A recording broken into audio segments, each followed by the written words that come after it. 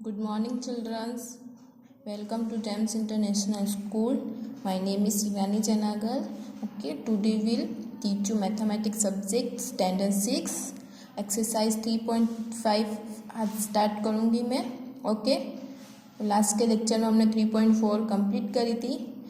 Today will start exercise 3.5. Question number 1, which of the following statements are true. ये जो आपको statements दिए ना, वो मतलब आपको बताना है कि ट्रू है कि नहीं है. Okay, now will start question number 1. A, if a number is divisible by 3 तो it must be divisible by 9. फिर से रिपीट करती हूँ. If a number is divisible by 3 तो it must be divisible by 9. आपको ये क्वेश्चन क्या कह रहा है कि अगर कोई नंबर 3 से डिविजिबल है तो वह 9 से भी डिविजिबल होगा.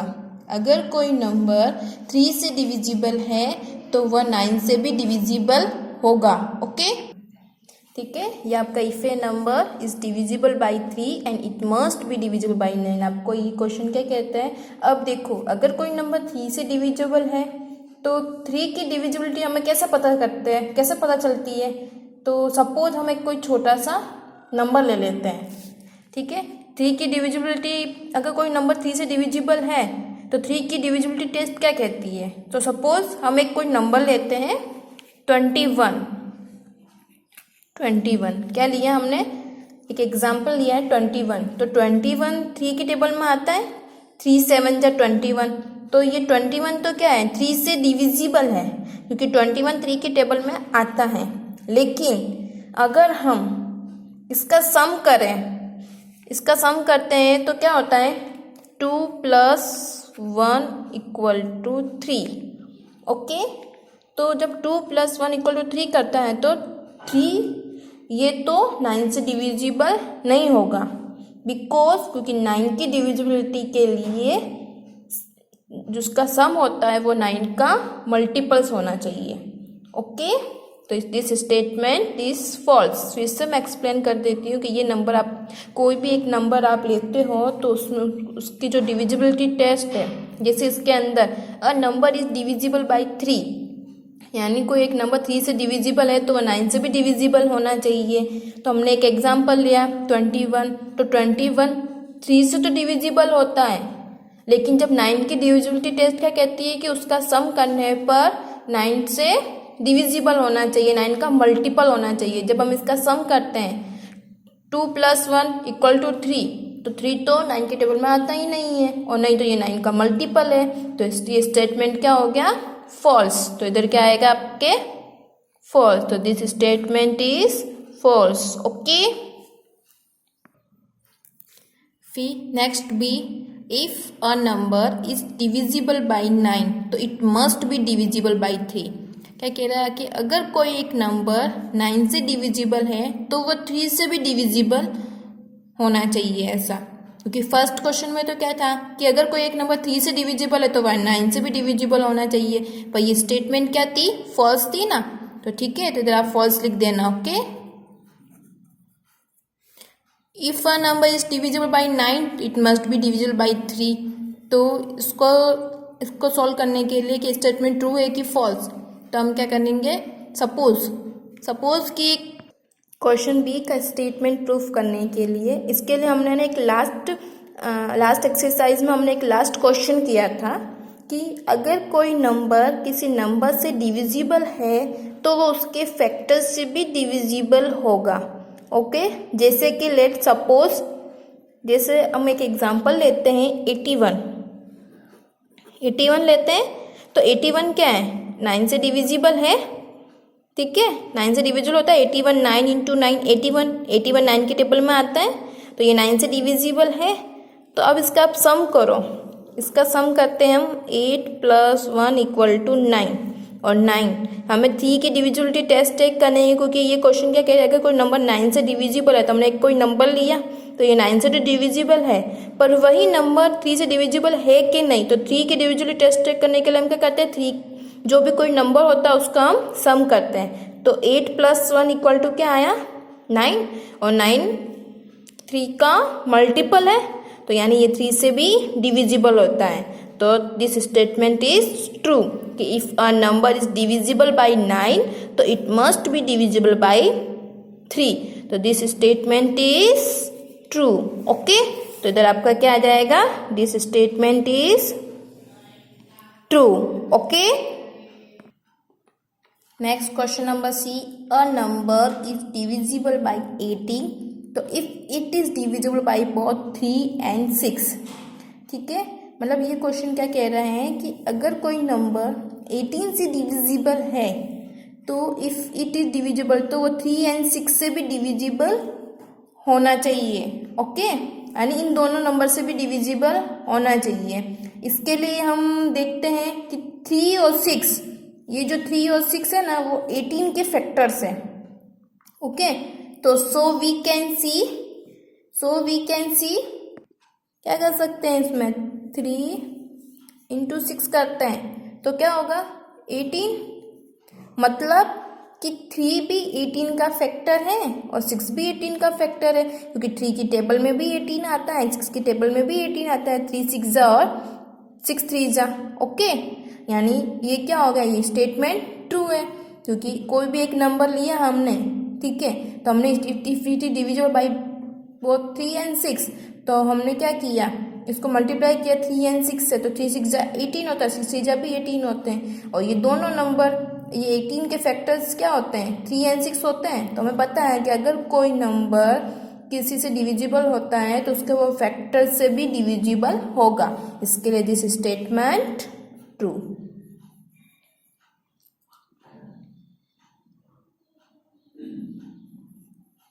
Okay, D, if a number is divisible by 9 and 10 तो both them it must be divisible bye 90।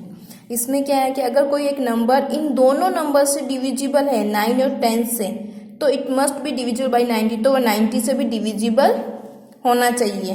Okay, तो इसके लिए क्या कर सकते हैं कि पता है कि 9 into 10 क्या होता है 90, 9 into 10 क्या होता है 90। तो अगर कोई नंबर इन दोनों नंबर से डिविजिबल है तो उनका जो प्रोडक्ट होगा उस प्रोडक्ट से भी डिविजिबल होगा। अगर कोई नंबर इन दोनों नंबर से डिविजिबल है तो उनका जो प्रोडक्ट आएगा तो उससे भी डिविजिबल होगा, क्योंकि 9 की टेबल में 90 10 टाइम्स आता है और 10 की टेबल में 90 9 टाइम्स आता है ना। तो उसका जो प्रोडक्ट होगा, उसका प्रोडक्ट क्या आता है 90, और क्या 90 डिविजिबल है। ओके, तो इसका this statement is true. Next question, if 2 numbers are co-prime at least one of them must be prime। क्या कह रहा है कि को प्राइम, सबसे पहले तो पता है कि को प्राइम नंबर क्या होते हैं, ऐसे नंबर्स को प्राइम वन नंबर होते हैं जिसमें कॉमन फैक्टर ओनली क्या होता है 1 होता है। ओके, अगर कोई दो नंबर को प्राइम है तो उसमें से एक नंबर क्या होना चाहिए, प्राइम होना चाहिए। एक नंबर क्या होना चाहिए, प्राइम होना चाहिए। हमने एक्सरसाइज 3.4 के अंदर को प्राइम से रिलेटेड कुछ क्वेश्चंस किए थे। फॉर एग्जांपल 18 and 35 लेते हैं हम, इस ई क्वेश्चन को सोल्व करने के लिए हम 18 and 35 लेते हैं। ठीक है, अब 18 and 35 है, ये तो कोई जरूरी तो है नहीं कि कोई इन दोनों में से कोई एक प्राइम नंबर हो। ठीक है, 18 भी क्या है, 18 प्राइम नंबर नहीं है। ओके, और 35 भी प्राइम नंबर नहीं है, तो इसके लिए ये स्टेटमेंट फॉल्स है। This statement is false. If 2 numbers are coprime, अगर कोई दो नंबर को प्राइम होते हैं तो at least one of them must be prime. तो इन्होंने बोला है कि एक नंबर तो क्या होना चाहिए, प्राइम होना चाहिए, तो ये स्टेटमेंट क्या है, फॉल्स। तो इधर क्या आ जाएगा, false. Okay, all numbers which are divisible by 4 तो must also be divisible by 8, यानी सभी नंबर अगर 4 से डिविजिबल है तो 8 से भी डिविजिबल होने चाहिए। ठीक है, तो this is not it true. Why, let suppose 20, हम 20 लेते हैं इस स्टेटमेंट को प्रूफ करने के लिए। 20 लिया हमने। ओके, तो 20 क्या होगा, 24 से तो डिविजिबल होगा लेकिन 8 से डिविजिबल नहीं होगा। इसने क्या किया, अगर सभी नंबर अगर 4 से डिविजिबल है तो वह जरूरी कि 8 से भी डिविजिबल होना चाहिए। तो this statement is not it true why let suppose 20 लिया आपने तो 24 से तो डिविजिबल हो रहा है लेकिन 8 से डिविजिबल नहीं होगा। ओके ठीक है, ऐसे कोई जरूरी नहीं है कि अगर सारे नंबर 4 से डिविजिबल हो रहे हैं तो 8 से भी डिविजिबल होगा, ऐसा जरूरी नहीं है। ओके तो दिस स्टेटमेंट इज फॉल्स। तो ऐसे लिख सकते हो this is not a true. Next, all numbers which are divisible by 8 तो must also be divisible by 4। ये क्वेश्चन क्या कह रहा है कि अगर कोई नंबर 8 से डिविजिबल है तो वो 4 से भी डिविजिबल होगा। This statement will be true because, क्योंकि 4 है ना, 4 8 का फैक्टर है, 4 8 का फैक्टर है। ओके तो अब ये जब 8 के फैक्टर लेते हो तो 8 के अंदर 4 8 का फैक्टर है, तो अगर कोई नंबर उस नंबर से डिविजिबल है तो उसके फैक्टर से भी तो डिविजिबल होगा कि नहीं। ठीक है, तो दिस स्टेटमेंट इज ट्रू। तो इधर क्या आएगा? ट्रू।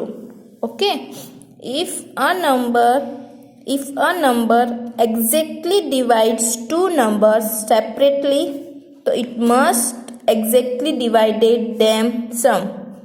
फिर से रिपीट करती हूँ कि if a number exactly divides two numbers separately तो it must exactly divide them sum. Exactly divide का मीन्स क्या होता है कि अगर कोई नंबर, लिसन टू केयरफुली, अगर कोई नंबर किसी नंबर को एग्जैक्टली डिवाइड कर रहा है तो उसका डिवाइड करने पर रिमाइंडर 0 आए। अगर, फिर से रिपीट करती हूँ कि एग्जैक्टली डिवाइड का मीन्स क्या होता है कि अगर कोई नंबर किसी नंबर को एग्जैक्टली डिवाइड कर रहा है तो उसको डिवाइड करने पर रिमाइंडर 0 आना चाहिए। ठीक है, अगर रिमाइंडर 0 है तो इसका मतलब कि a number which exactly divided this number. अगर रिमाइंडर 0 आ रहा है तो इसका मतलब है कि कोई जो नंबर है तो which exactly divided this number. Okay ठीक है, फिर आगे क्या बोले कि it must exactly divided the sum, कि एक कोई नंबर है जो किन्हीं 2 नंबर को एग्जैक्टली डिवाइड कर रही है। ठीक है, तो टेकन इन एग्जाम्पल, हम एक एग्जाम्पल लेते हैं 14 and 6 लेते हैं। जैसे 14 and 6 हमने एक एग्जाम्पल लिया। ठीक है, ये दोनों नंबर है, ये दोनों नंबर 2 से डिवाइड होंगे। ये दोनों नंबर क्या होंगे? 2 से डिवाइड होंगे। ठीक है, जब हम इसका सम करेंगे, इन दोनों का सम करते हैं, इनका सम करो, 14 + 6 इक्वल टू क्या आता है? 20। ठीक है, तो 14 + 6 करो तो 20 आता है। तो ये नंबर क्या है? डिविजिबल है 2 से। 2 से डिविजिबल है कि नहीं? जब हम इसका, ये दोनों नंबर 2 से डिविजिबल है 14 and 6 से, और जब हम इसका सम करते हैं तो भी क्या होगा? ये उस नंबर से डिविजिबल होगा। फिर एक एग्जांपल और ले लेते हैं कि जैसे हमने माना कि 3 है तो 6 और 12 लिया, तो 6 और 12 दोनों एग्जैक्टली डिवाइड होते हैं 3 से, और फिर अगर हम इसका सम करते हैं 12 + 6 कितना हो गया? 18, तो वो भी इस 3 से डिविजिबल है। ठीक है, तो this statement is true. This statement is true. Next question, if a number exactly divided the sum of 2 number तो it must be exactly divided the 2 numbers separately. ठीक है, अगर कोई नंबर से डिविजिबल है तो उसका जो सम है, यानी और वो नंबर है तो किसी 2 डिजिट का सम है। ठीक है, टेकन इन एग्जाम्पल, हम एक एग्जाम्पल लेते हैं 36। इसका स्टेटमेंट क्या है? ट्रू है। ओके, जैसे 36 और 2 लिया तो 36 लिया हमने, तो 36 क्या है? 2 से डिविजिबल होगा।